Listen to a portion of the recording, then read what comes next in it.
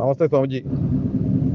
ശിവഗിരി തീർത്ഥാടന ലക്ഷ്യങ്ങളായി ഗുരു അരുൾ ചെയ്ത 8 വിഷയങ്ങളിൽ ഈശ്വര ഭക്തി, 8 വിഷയങ്ങളിൽ മറ്റതെല്ലാം സിമ്പിളായിട്ട് മനുഷ്യൻ മനസ്സിലാവുന്നതാണ്. അതായത് കൃഷി, വിദ്യാഭ്യാസം എന്നിവ തുടങ്ങിയുള്ള എല്ലാം നമുക്ക് സാധാരണ ശാസ്ത്ര സാങ്കേതിക പരിജ്ഞാനം. പക്ഷേ ഈ ഭക്തി എന്ന് പറയുന്നത് എങ്ങനെ നിർവചിക്കാം? അതിന് ഈശ്വര ഭക്തിയെ പറ്റി ഒരു പ്രോപ്പറായിട്ടുള്ളൊരു ആത്മാവിനെ അനുസന്ധാനം ചെയ്യുന്നതാണ് ഭക്തി എന്ന് ഗുരുദേവൻ അരുൾ ചെയ്തിട്ടുണ്ട്. ശുചിത്വം എന്ന് പറയുന്നതും ഇതെല്ലാം ഒരു ശുദ്ധിമാർഗം എന്നാണ് ഇതിന് പറയാനുള്ളത്.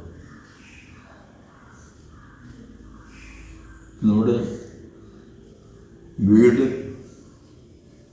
നമ്മൾ ഇരിക്കുന്ന നമ്മുടെ വസ്ത്രങ്ങൾ ഇതൊക്കെ ശുദ്ധിയാക്കുന്നതിന്, എൻ്റെ ശുചിത്വഭാഗത്തെ പറ്റി ശ്രദ്ധിക്കുന്ന ഒന്നിന്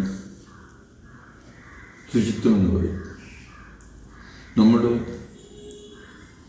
ഈശ്വരനെ, ദൈവത്തെപ്പറ്റി ചിന്തിക്കുന്നതിന് നമ്മളുടെ മനസ്സിലുള്ള മറ്റു ആഗ്രഹങ്ങളെല്ലാം മാറിയിട്ട് ദൈവം എന്നുള്ള ഭാവത്തിൽ മാത്രം, അപ്പോൾ ഒരു അശുദ്ധി അവിടെയില്ല, ആ ഒറ്റ ചിന്ത മാത്രം നിൽക്കുന്ന ഒന്നാണ് ഭക്തി എന്ന് പറയുന്നത്. അപ്പോൾ അതിനാണ് ഭക്തി എന്ന ഭക്തൻ എന്നൊക്കെ പറയുന്നത്. കുളിച്ചു, നല്ല വസ്ത്രമൊക്കെ ധരിച്ചു, കുറിയൊക്കെ ഇട്ടു, അല്ലെങ്കിൽ മറ്റു തരത്തിലൊക്കെ നിൽക്കുന്നവരാണ് അയാൾ ഭക്തനാണ്. ഒരു സന്യാസി എന്ന് പറയുമ്പോൾ കൈവസ്ത്രം ധരിച്ച ആളായിരിക്കും. ഒരു